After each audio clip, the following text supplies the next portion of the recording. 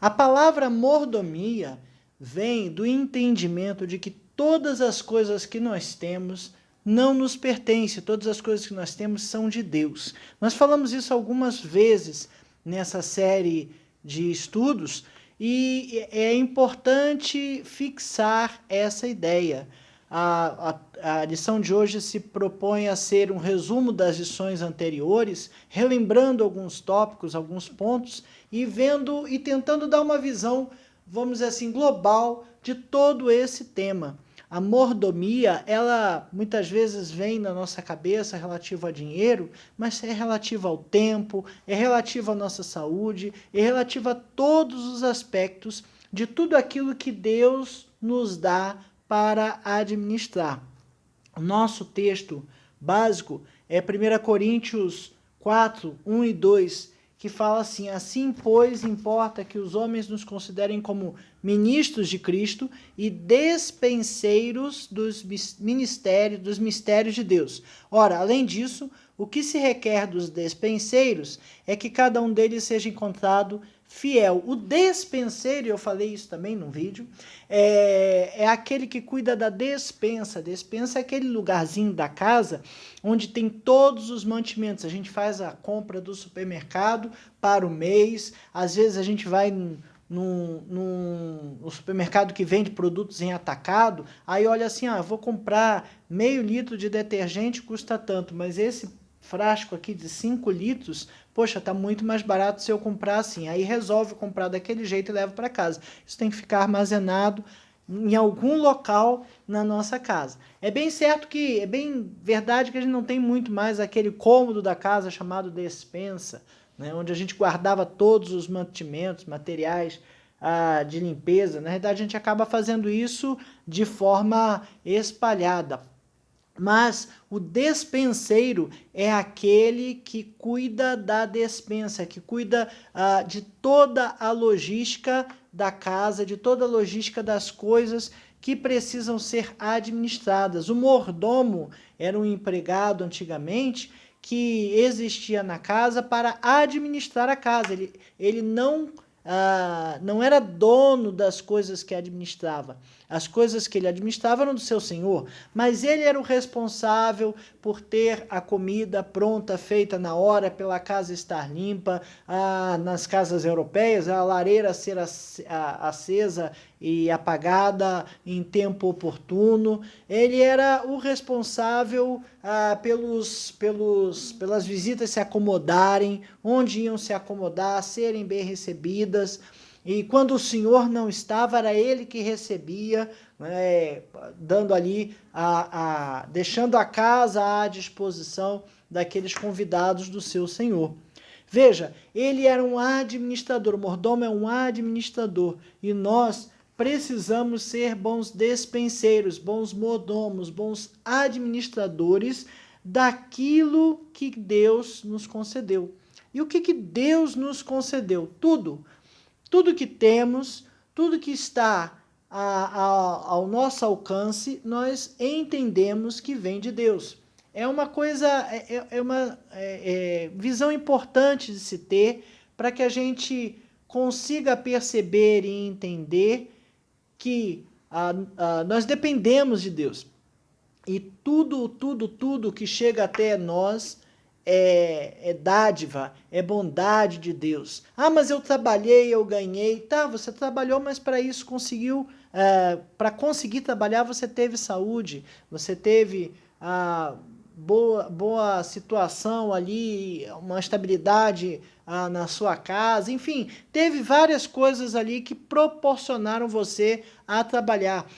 Porque eu consegui, fiz o concurso, ter um cargo elevado. Tá, você tem um cargo elevado, fez o concurso porque Deus permitiu e você teve condições de estudar para aquele concurso. Enfim, as coisas que temos são dadas por Deus, nós entendemos assim, e precisamos administrá-la da melhor maneira possível. Ele quer que administremos essas coisas não só conosco, ele quer que administremos essas coisas também apoiando outras pessoas, outras que não têm necessariamente as mesmas condições que nós. Essa é a lição número 13, relembrando a generosidade, da revista Palavra e Vida, edição número 70. Essa revista tem por tema generosidade em tempo de escassez, foi escrita pelo pastor Mauro Estélio Sanches. Estamos estudando a questão da mordomia, a questão de ser generoso no tempo que vivemos, que é um tempo de escassez. A revista Palavra e Vida é editada pela Convenção Batista Fluminense e é distribuída gratuitamente pelo site batistasfluminense.org.br.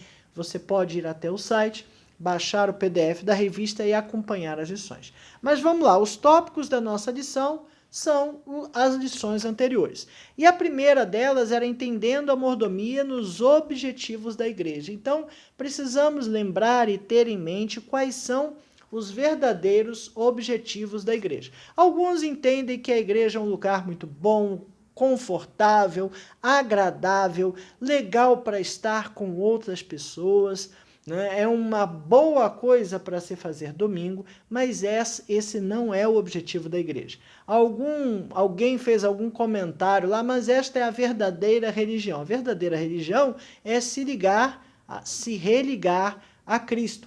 Né? E ele nos deu uma missão muito bem escrita e descrita quando ele subiu aos céus. Ide por todo mundo e pregai o evangelho a toda a criatura. O objetivo da igreja é pregar o evangelho a toda criatura, apresentar Cristo para todas as pessoas que não conhecem, falar do seu plano de salvação. Esse é o objetivo da igreja e a gente precisa fazer isso bem feito. Mas o que isso tem a ver com mordomia? Bom, esta missão foi dada a nós, seres humanos, nem aos anjos foi dada. E nós temos que cumpri-la da melhor maneira possível, da forma mais eficiente, da forma mais segura, da forma mais eficiente, é a melhor palavra, né? Com toda a dedicação. Igreja, é muito bom ir à igreja, encontrar os irmãos, é muito bom quando encontramos pessoas da nossa faixa etária, pessoas que têm os mesmos problemas, que passaram por experiências que a gente pode conversar, fazer amizades. Isso tudo é muito bom, é muito saudável, mas esse não é o objetivo da igreja. Já conheci algumas igrejas e digo que isso é bem triste. Igrejas que viviam para si mesmo, igrejas que por vários anos não cresciam, vários anos que eu digo 10, às vezes 15 anos, era aquela membresia envelhecia ou amadurecia junto e nada de novo acontecia ali. Não traziam visitantes, não pregavam o evangelho no lugar onde estavam e não cumpriam uma missão indo e pregando o evangelho. Elas eram satisfeitas em si mesmas. E isso é um perigo, né? Porque nós não estamos cumprindo o nosso objetivo, não estamos cumprindo a nossa missão. A igreja tem que cumprir a sua missão e tem que fazer isso como um ato de mordomia, como um ato de despenseiro dos mistérios de Deus. Se Deus disse que temos que pregar o evangelho, quem vai pregar não são os descrentes, não são aqueles que não conhecem, somos nós que conhecemos. Temos que ir pregar o evangelho. Precisamos ser zelosos nisso, precisamos fazer isso com dedicação. É muito bom trabalhar na igreja. Olha, eu gosto muito de trabalhar naquela ou na outra área da igreja, porque é a minha profissão, porque eu gosto de fazer, porque eu sei fazer bem. Excelente! O seu trabalho será muito útil na igreja, mas você precisa ter em mente que quer que você cante, reja, toque, dirija o culto, pregue, ou trabalhe na multimídia, ou trabalhe na transmissão ao vivo, ou se você cozinha, ou se você faz faxina, ou o que você faz na igreja, você precisa entender que não adianta fazer bem feito, você tem que fazer sabendo e entendendo que você está cumprindo a missão do ID de Jesus. Você é parte de um todo, parte de um corpo que precisa estar bem ajustado, funcionando direitinho. Então, entender a mordomia nos objetivos da igreja é entender a sua missão, que é apresentar Jesus Cristo às pessoas. O outro tópico, o segundo tópico, vem falar redescobrindo a generosidade. E de forma geral, o autor nos apresentou a questão dos nossos bens materiais, as coisas que nós compramos, as coisas que nós ganhamos, as coisas que nós recebemos, que muito queremos e elas nos trazem alegria. Trazem sim, alegria. Olha, quem não gosta de comprar ali um celular novo, tem gente que não gosta de tecnologia, mas quem gosta e compra um celular novo, olha como é bacana, olha como ele é rápido, olha como a tela é brilhante, como eu faço um vídeo bacana, bonito, olha, tem essa função de câmera lenta, eu posso fazer uma panorâmica, eu posso fazer isso, aquilo, enfim, uma série de possibilidades que muitas vezes nos deslumbram, né? Mas é pecado gostar de coisas materiais. Não, não é pecado, não. Essas coisas a gente pode comprar, deve se esforçar para comprar e elas nos trazem uma certa alegria. No entanto, elas não podem substituir o nosso Deus, né? A gente tem que usar estas coisas para honrar a Deus. Essas coisas precisam ser boas para honrar a Deus. Eu vi muitas vezes histórias do tipo, o camarada ia à igreja, mas orava a Deus por um carro, uma coisa assim, né? Aí um dia ele conseguiu comprar um carro novo, bonito, lindo, maravilhoso. E aí ele começou a não ter tempo de lavar o carro e ficava de manhã lavando o carro, domingo de manhã lavando o carro ao invés de ir à igreja. Olha só, a coisa que era para ser uma bênção, para facilitar a ida do irmão à igreja, passa a ser uma coisa que o afasta de Deus. Várias e várias vezes ouvi exemplos dessa natureza. A gente não pode ser materialistas, as coisas não podem nos absorver, elas precisam ser usadas para agradar a Deus, para levar Deus às pessoas, apresentar Jesus às pessoas, né? A gente muitas vezes precisa renunciar a algumas coisas que temos, a gente precisa fazer algo dessa natureza, né? Renunciar do nosso tempo, renunciar do nosso descanso, renunciar das coisas que a gente gostaria de fazer em prol de pregar o evangelho a outras pessoas. Lembre-se, Deus renunciou do seu próprio filho, seu único filho, e nos entregou Jesus para morrer numa cruz por nós. Se ele renunciou do que ele tinha de mais precioso, que era o seu próprio filho, o que nós devemos ou podemos renunciar das nossas coisas para agradar a Deus, para cumprir a sua missão? Pense nisso. Isso é bem importante, isso é bem forte e bem interessante. O terceiro tópico vem falar da generosidade no cuidado, né? E aí a gente precisa lembrar essa situação que eu falei, que tudo que nós temos é de Deus e nós temos por essas coisas um cuidado. Nós cuidamos das coisas que recebemos, mas elas são de Deus. E dentro dessas coisas que nós temos a responsabilidade de cuidar, veja, quando Deus criou o homem, ele mandou cuidar de tudo aquilo, reinar, administrar, cuidar de toda a natureza. Então o homem precisa cuidar da natureza, precisa cuidar dos animais, precisa cuidar do seu próprio corpo, tem que cuidar disso tudo, é nossa responsabilidade, ok? Então generosidade no cuidado, nós temos que ter cuidado com as coisas, e muitas vezes a gente fica extremamente descuidado e relaxado com as coisas que fazemos. Não podemos entender, não podemos admitir, as coisas não podem ser desta forma. Precisamos cuidar de todas essas coisas. Então ecologia sim, ecologia sim. Se a gente pode, de alguma forma, fazer com que o material usado volte e seja reutilizado, isso é excelente, é bom para o meio ambiente, evita acúmulo de sujeiras. No entanto, não é todo lixo, a maior parte do lixo que é residencial, tem uma boa parte de lixo industrial também. Temos que ter cuidado com a natureza, temos que ter cuidado com o ambiente e cuidado com a nossa saúde, né? Porque se a gente não cuidar direitinho da nossa saúde, logo, logo o corpo sai dos eixos e ali a gente começa a sofrer. Deus criou todo mundo, botou o homem para cuidar. Então temos que cuidar, generosidade no cuidado, temos que cuidar das coisas. Veja, muitas vezes a gente vê uma coisa na rua, tá, deixa para lá. Não, eu tenho que cuidar, né? Se eu vejo algo perdido na rua, pode deixar para lá. Esses dias estava vendo aqui, estava passeando com um cachorrinho, alguém saltou do carro, estava escuro, era de noite, eu vi um negócio meio triangular no chão, não achei muito bem o que era, e quando o carro deu ré, passou por cima, amassou e voltou, eu falei, mas é uma carteira.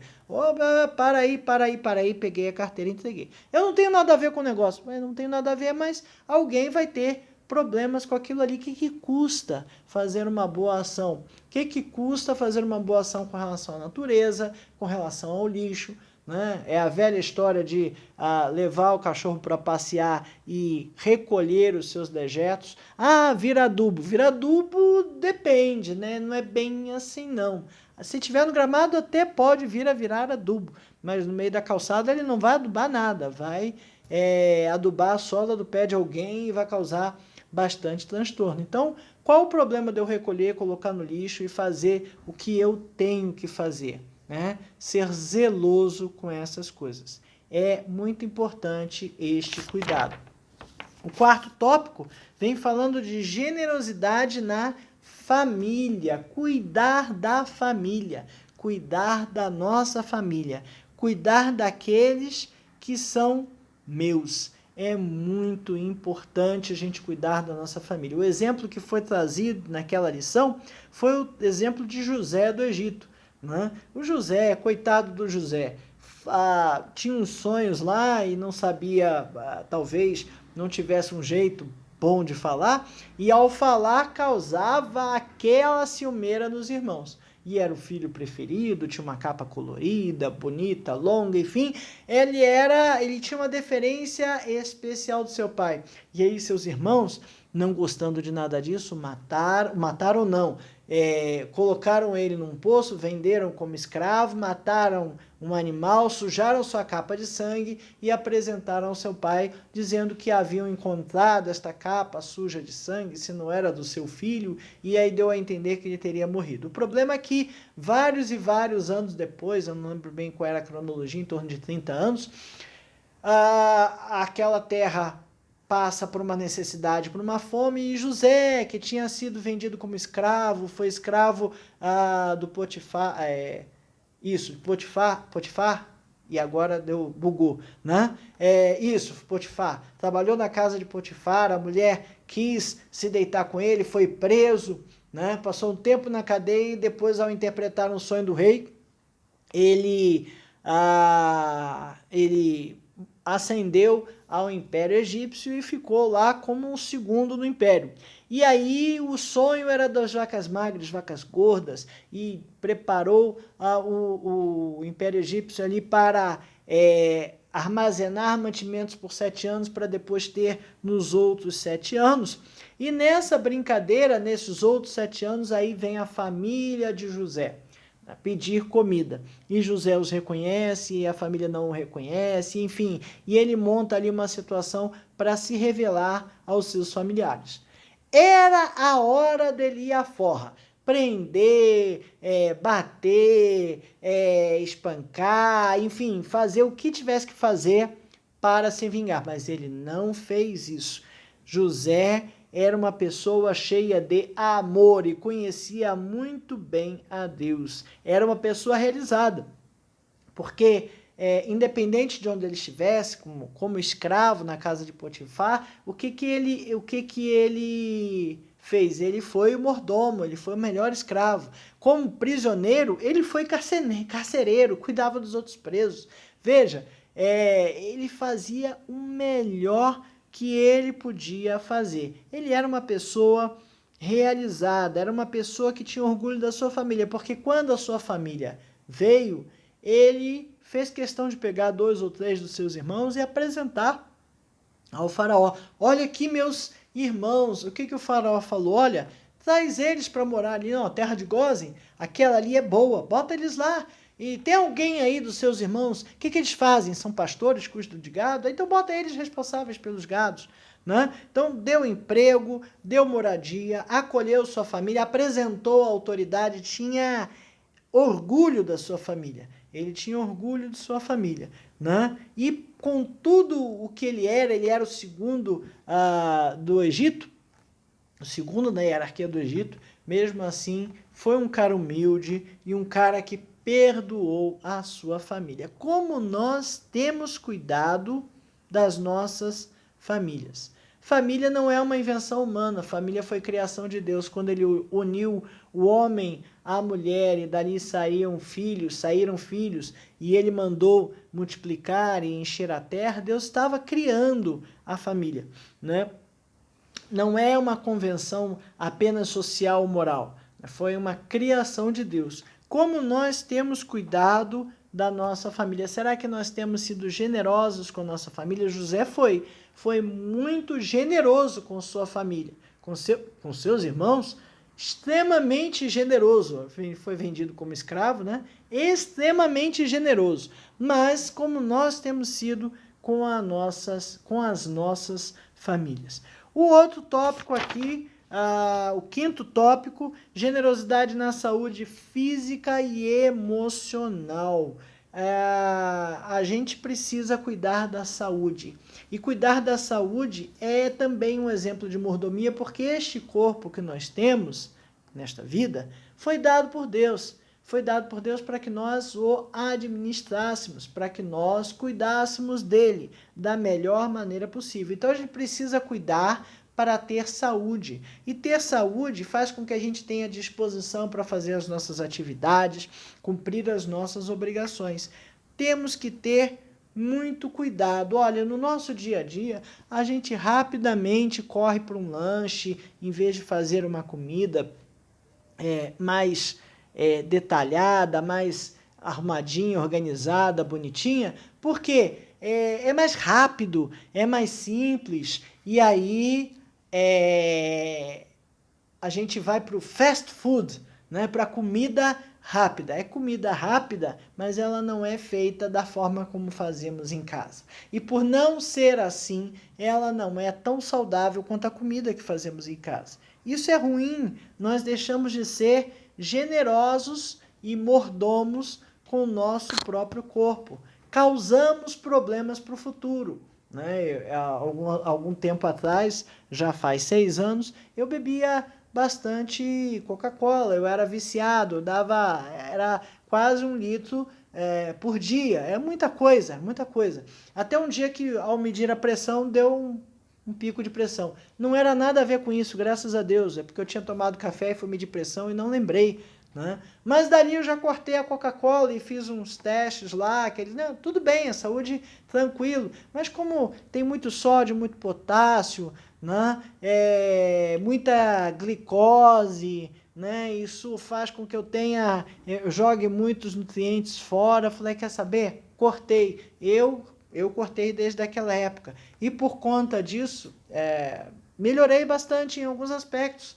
Né? Alguns aspectos. Não que não possa tomar, pode sim, mas se eu estou vendo que eu tenho uma tendência a viciar num determinado material, numa determinada comida, numa determinada coisa, eu preciso vigiar. Se eu não consigo fazer de forma moderada, de vez em quando, então eu devo deixar isso de lado, porque isso vai me causar problemas. Temos que ter uma mordomia com o nosso corpo, com a nossa vida, com a nossa saúde, e não só física, emocional também. Vivemos um tempo que, para ter saúde emocional, é altamente complicado, é altamente difícil.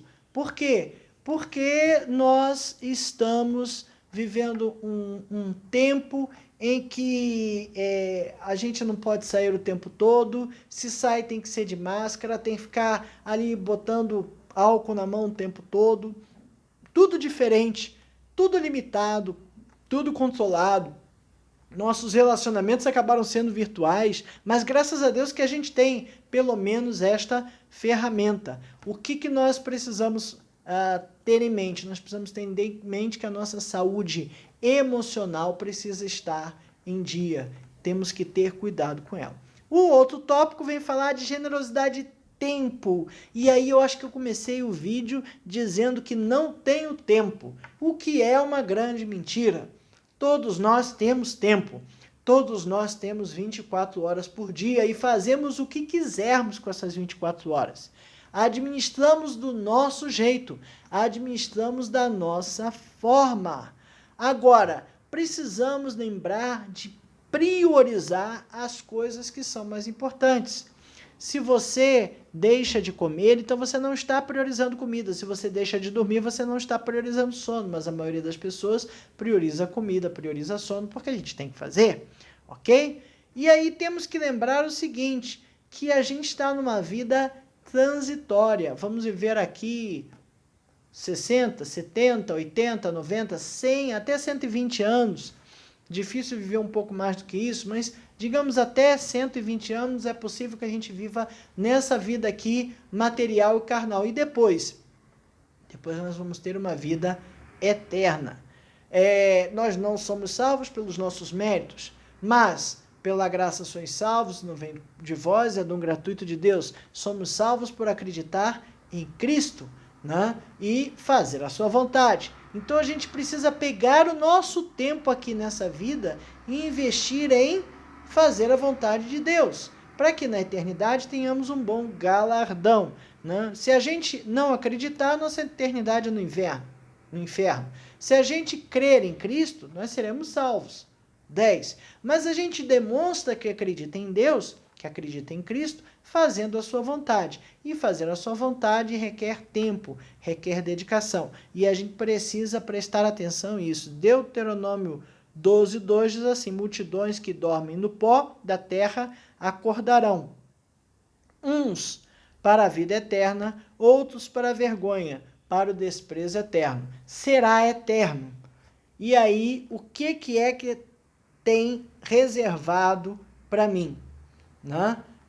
Eu preciso tirar um tempo para cultuar, para praticar, para cumprir a missão que Cristo nos deu. Eu posso acreditar em Deus e não praticar a missão? Até pode, né? Mas a gente entende que Deus não está muito satisfeito se a gente não fizer isso. Né? O pacote completo é crer em Deus e cumprir a sua missão. Né? Agora, também não importa o que você deixou de fazer no passado. Presente e futuro. Comece agora. Administre o seu tempo da melhor maneira possível. Administre o seu tempo fazendo aquelas coisas que são da vontade de Deus. Busque colocar a sua vida no centro da vontade de Deus. É o melhor lugar para se estar. O melhor lugar do mundo para se estar é no centro da vontade de Deus. Fazendo a vontade de Deus, fique tranquilo que a sua vida será maravilhosa. Agrada-te do Senhor, Ele fará aquilo que deseja o seu coração. O tópico seguinte, a lição seguinte, falou de generosidade e os bens materiais. E quando a gente fala de bens materiais, a gente volta ao materialismo. Aquele bombardeio que nós temos de comerciais, de propagandas, compra, compra, compra, compra, esse é melhor do que aquele, e a gente entra numa roda viva de querer trocar as coisas que nós temos porque a outra é melhor. A outra é melhor, mas eu vou usar. A outra é melhor, eu vou investir em quê? O que aquilo vai ser melhor para mim? Que valor vai agregar? Né? O que vai ter de novo e de melhor naquilo que eu vou adquirir? Nós temos sim, como disse, comprar coisas que nos agradem, mas a gente não pode cair no materialismo, ok? E lembrar, e principalmente lembrar que todas as coisas que temos, todos os nossos bens materiais são de Deus. Salmo 24:1 diz: do Senhor é a terra e tudo o que nela existe, o mundo e os que nele vivem. Eu sou de Deus, sou criatura de Deus. Aquele que não crê também é criatura de Deus, não é filho de Deus. A gente entende que filho de Deus é aquele que aceita o sacrifício de Jesus, e aí passamos a ser filhos de Deus por adoção, ok? Mas todos nós somos criaturas de Deus. E tudo o que temos é dado por Deus. Tudo o que nós conseguimos é dado por Deus e é de Deus. Por isso que entendemos que somos mordomos, somos despenseiros, somos aquele que vai tratar com a despensa, fazer as coisas a serem aplicadas da forma correta na hora correta. Já pensou se o mordomo não equilibra direito as comidas que tem na despensa da casa e acaba com a comida logo na primeira semana? O que ele vai falar para o seu senhor? Preciso de mais dinheiro para comprar mais comida, que a comida acabou. Né? Mas jogou tanto fora, jogou fora, não foi um bom administrador e por aí afora vai. Né? Então, precisamos ser bons mordomos dos bens materiais, porque tudo o que nós temos pertence a Deus, ok?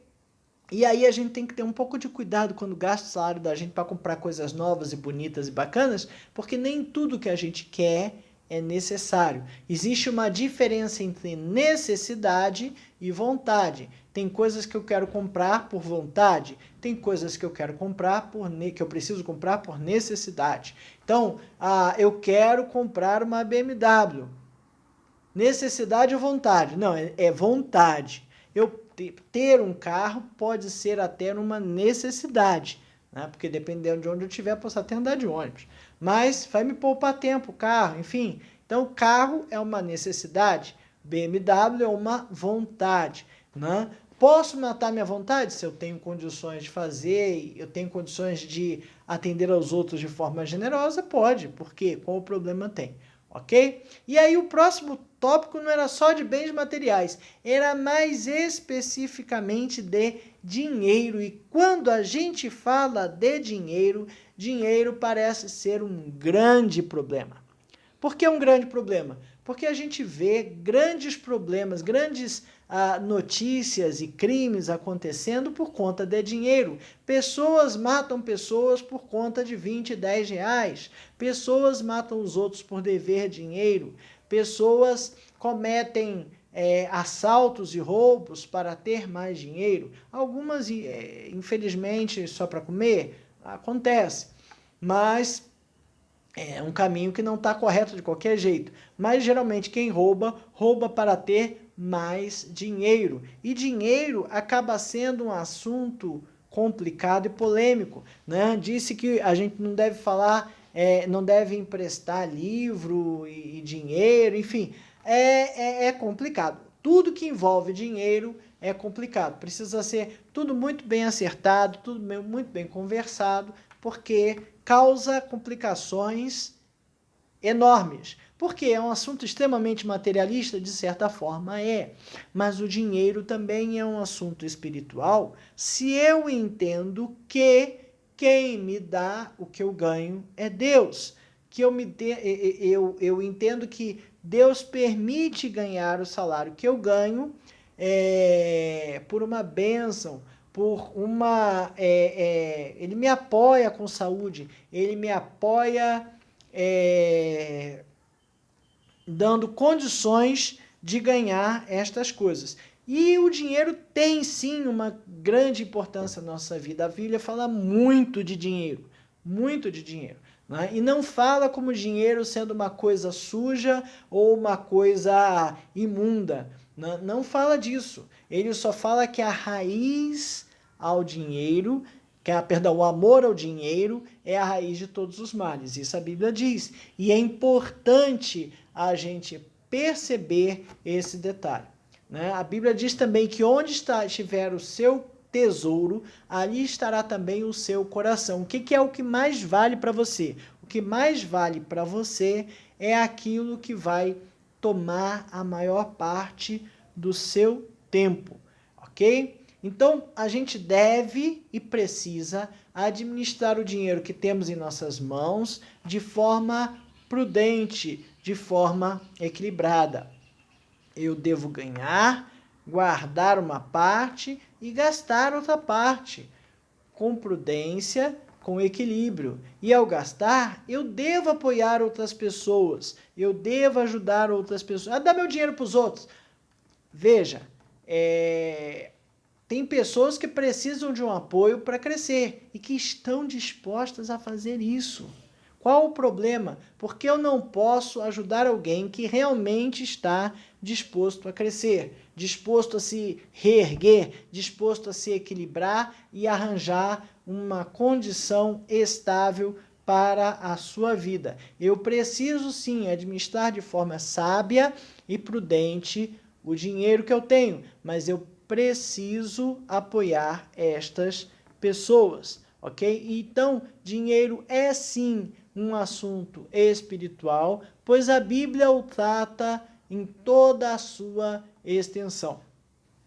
Paulo fala, lá no Levítico fala lá no Velho Testamento a respeito de dízimo, que é o próximo tópico que a gente vai falar. Então, dinheiro faz parte da nossa vida, né? Quando o homem foi amaldiçoado e passou a comer do suor do seu rosto, uma forma de materializar este suor é o dinheiro que nós ganhamos. E ao ganhar, nós administramos de uma forma que seja saudável e equilibrada.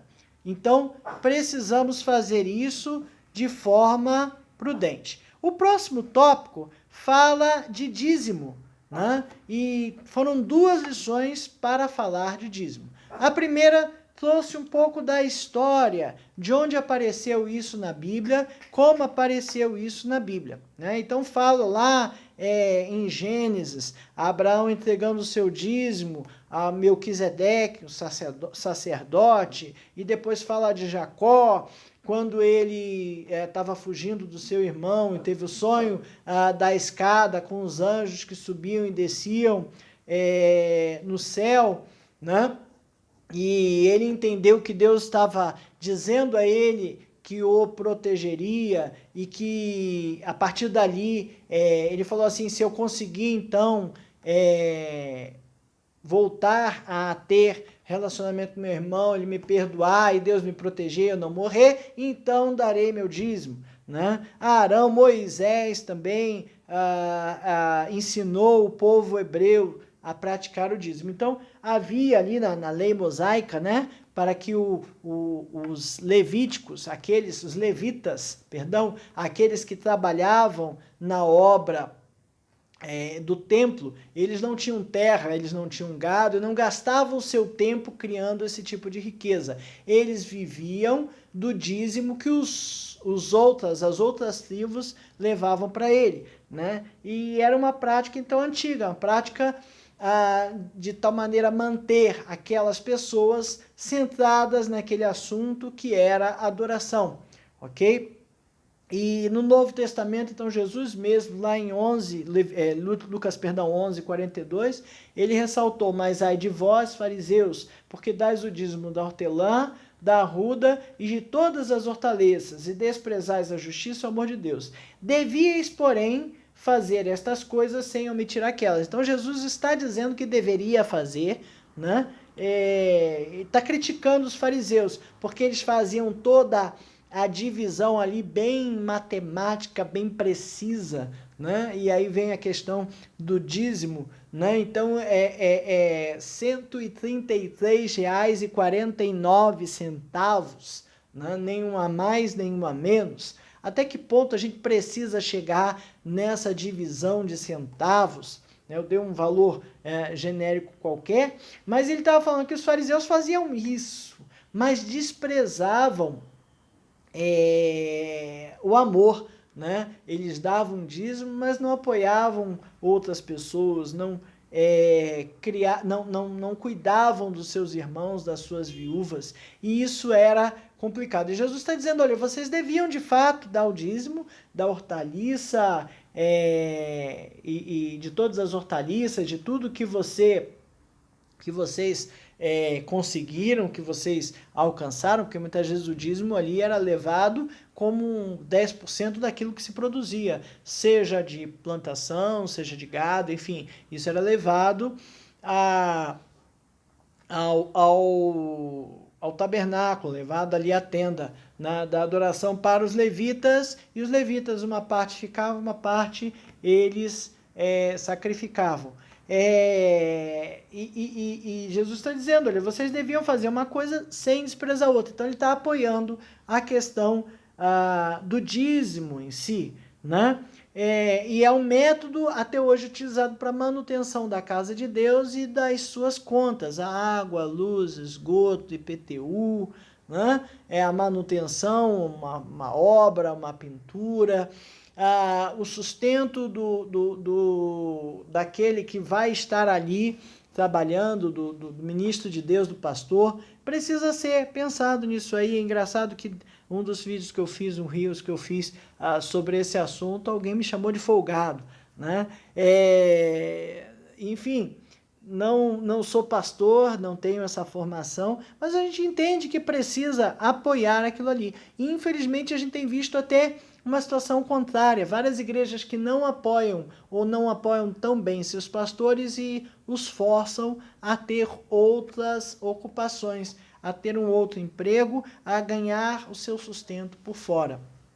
Isso causa impactos em todo o trabalho, tá? Então é importante a gente entender essa questão do dízimo, entender também que o dízimo é algo que pode e deve ser ensinado de pai para filho, como um gesto de gratidão a Deus. Todos os exemplos bíblicos que diz o personagem dizendo eu darei o dízimo, ele deu como gratidão a Deus. Não que Deus precise do nosso dinheiro para se sustentar. Não, se eu não der, outra pessoa vai ser movida por Deus a dar. Mas nós fazemos por gratidão. Nós fazemos porque entendemos que tudo aquilo que estamos recebendo foi uma grande bênção, uma grande dádiva de Deus. E aí a penúltima lição vem falando de generosidade e o trabalho é necessário. Vimos que o trabalho existia antes da queda do homem. Então, quando Deus criou o mundo e botou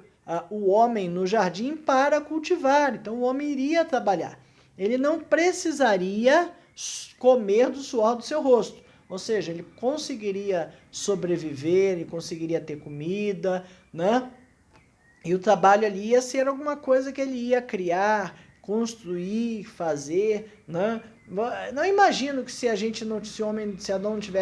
Adão e Eva não tivessem pecado, a gente estaria vivendo no paraíso sem carro, sem ar-condicionado, sem casas, né? A gente teria todas essas coisas, porque o homem trabalharia, mas não seria necessário comer do suor do seu rosto. Trabalharia, teria ciência, tecnologia, mas isso não seria algo que faltaria, que deixaria de existir. Não seria penoso o trabalho, né? Então, o trabalho já existiu. E a gente precisa trabalhar, mas precisa trabalhar de forma equilibrada.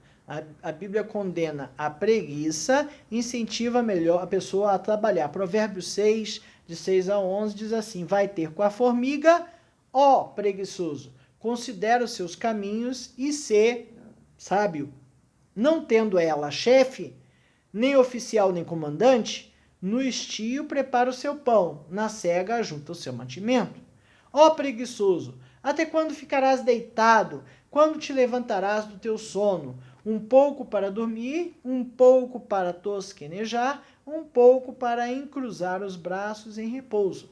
Assim sobreviverá a tua pobreza como um ladrão, e a tua necessidade como um homem armado. Então, é necessário trabalhar. A Bíblia condena a preguiça, mas também a Bíblia condena o excesso de trabalho, né? O Salmo 37 cita lá comer o pão das dores. Inútil vos será acordar de madrugada, dormir tarde e comer o pão das dores. Ou seja, não adianta trabalhar demais, né? Dormir pouco, se estressar e se cansar para trabalhar em excesso além das suas possibilidades, porque Deus é que dá o nosso sustento, né? E sem Ele nós não conseguimos sobreviver. O trabalho é uma dádiva divina. Olha, muitos irmãos têm descoberto, muitas pessoas têm descoberto isso nesses tempos de pandemia, porque muitas pessoas estão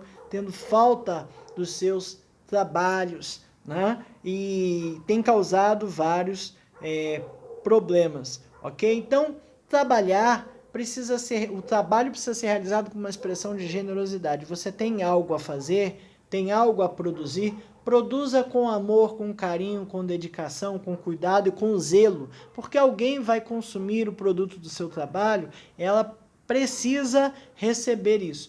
Tudo quanto lhe vier às mãos para fazer, faze conforme as suas forças, está lá em Eclesiastes. Então precisamos trabalhar com equilíbrio, sem preguiça, sem ser em excesso e como uma expressão de generosidade, apoiando aquelas pessoas, trabalhando o melhor possível para aquelas pessoas que vão consumir o nosso trabalho. E a última lição é que a gente falou na semana passada, né? Fala de generosidade e descanso. E o descanso é de caráter espiritual. A gente viu que na Bíblia a primeira referência a descanso foi Deus criando o mundo em 6 dias e no 7º descansou. Não que Deus precisasse parar, não que Deus estivesse cansado, de forma alguma. Mas é um descanso do cessar de trabalhar, do fim da obra, da coisa feita,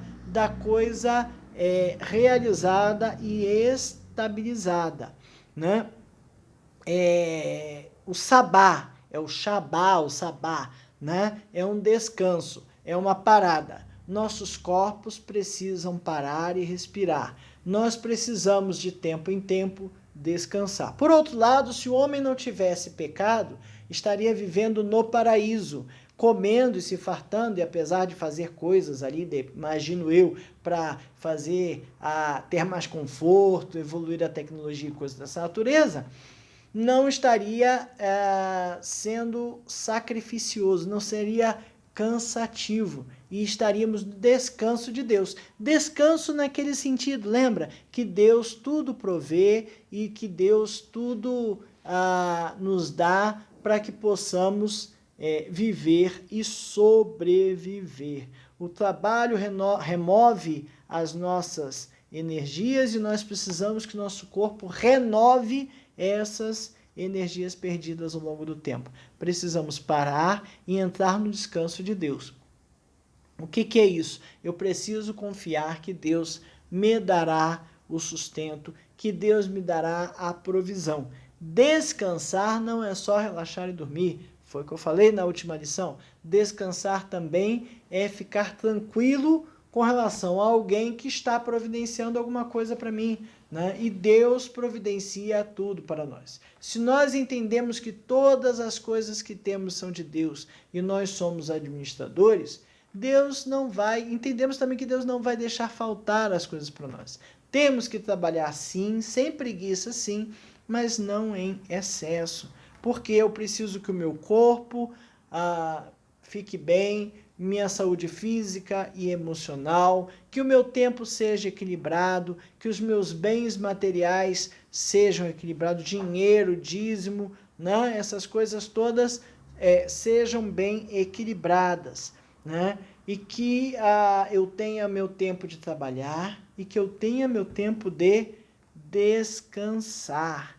Eu preciso renovar as minhas forças e eu preciso estar pronto para trabalhar para Deus. Todos esses tópicos que nós falamos vêm falar de generosidade, que reflete-se em mordomia, e isso tudo muitas vezes parece estranho no tempo de escassez que vivemos. Como tem sido a sua caminhada pela generosidade? Como tem sido a minha vida, a minha caminhada pela generosidade? Será que eu tenho sido generoso em todas as áreas da minha vida? Ou será que tem áreas da minha vida que eu acho que não? Veja bem, não é bem assim, né? Vamos pensar direitinho. Que Deus nos abençoe e nos ajude a sermos sempre generosos com tudo aquilo que Ele nos dá, sendo bons despenseiros dos mistérios de Deus, como diz 1 Coríntios 4,